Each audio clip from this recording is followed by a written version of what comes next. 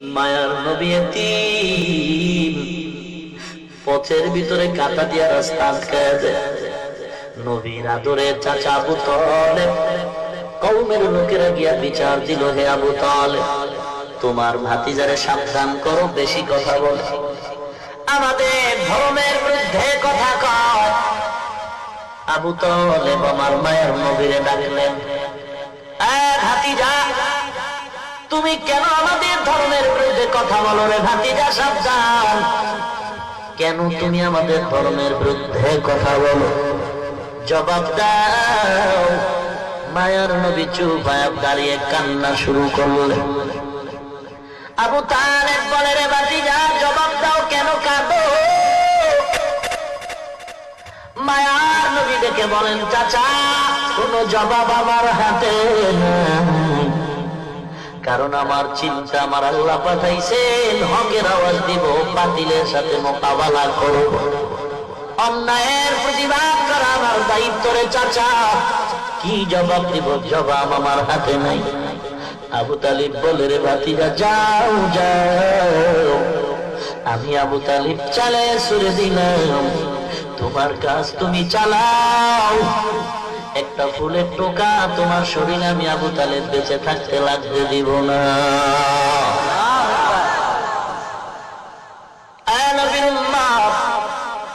আল্লাহর নবী বলেন, হে উম্মত, দুটো জিনিস আমি তোমাদের মাঝে রেখে গেলাম, ভালো করে ধরো, যদি ধরে রাখতে পারো কোনো ভয় নাই, কোনো চিন্তা নাই, মুনাফিকের দল তোমার ঈমান কেড়ে নিতে পারবে না। এক নাম্বার, দুই নাম্বার, দুটো জিনিস ভালো করে খেয়াল করেন।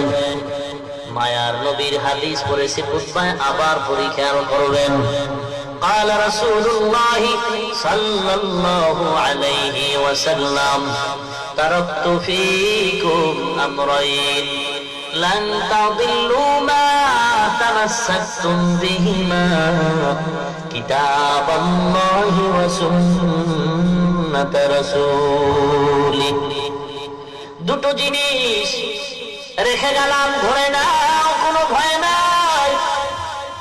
নৌকা চলে নদীর মাঝে, হঠাৎ যদি ডুবে যায়, স্টিমার ডুবে যায়, নদীর মাঝে যদি তুমি নৌকা হারিয়ে ফেলো, বিপদমুখী হও, এমন কঠিন মুহূর্ত, এমন কান্না শুরু হয়ে যায়, ওই সময় যদি একটা কলা গাছ তার হাতের মধ্যে দেওয়া হয়, বান্দার কলিজা বড় হয়ে যায় খুশির কারণে। এই কলা গাছ দিয়ে আমি আস্তে আস্তে করে হলেও তো কিনারায় যেতে পারবো। এ নবীর উম্মত, কলা গাছ আমার আসল কিছু না, আমি কিনারায় যাওয়ার একটা মাধ্যম।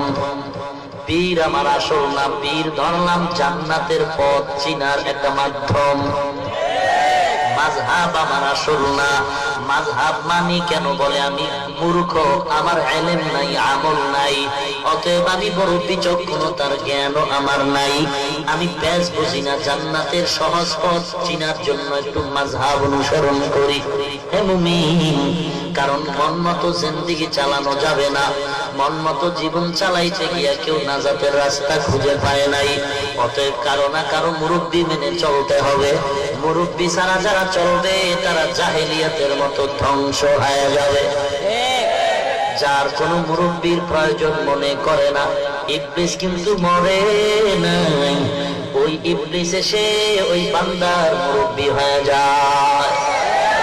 ইবলিস সিনার ভিতরে ঢুকে রগে রগে দৌড়ায়, দৌড়ায় দৌড়ায় ধোঁকা দেয়, আমি বড় আলেম, আমি বড় মুফতি সাহেব, আমি বড় মুহাদ্দিস সাহেব, আমি তো বড় কিছু জানি, আমার কত বড় টাইটেল, আমার মতো বক্তা কেউ নাই, আমার মতো আলেম কেউ নাই, আমার মতো মুহাদ্দিস কেউ নাই, সব দিক দিয়ে তাকায় দেখি আমি সবার বড়, আমি সবার বড়।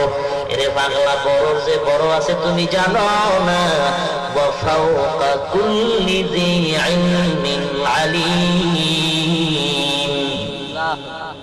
আল্লাহ কোরআনে বলেন, বড়র বড় আছে, বড়র দাদায় ডেকে বলে, নাতি একটু দেখ আমার বয়সের সীমানাটা কত।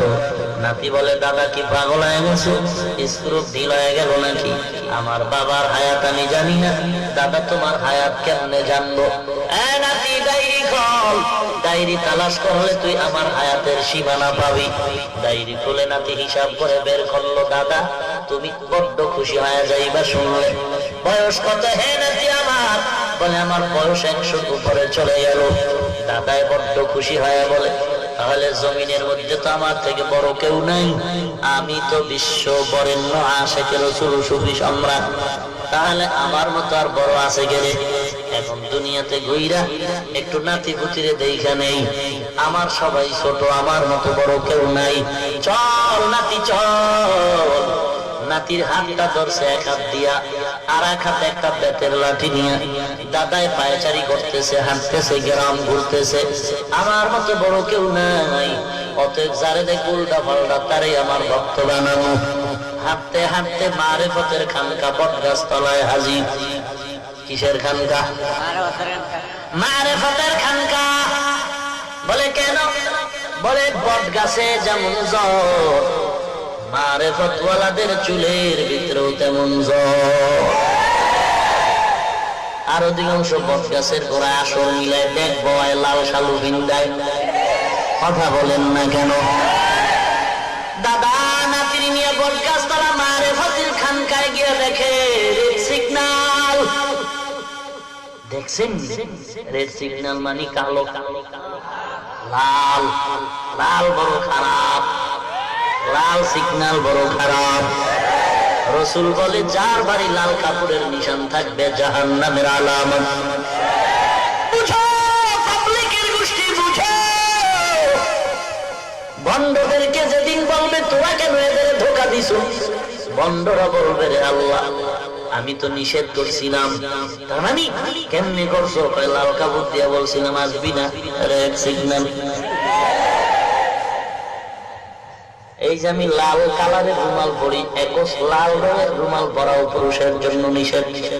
লালের সাথে সাদা মিক্স আছে, এজন্য কোনো নিষেধ নাই। অতএব লাল লাল একস লাল নিরেট লাল ব্যবহার করা নিষেধ।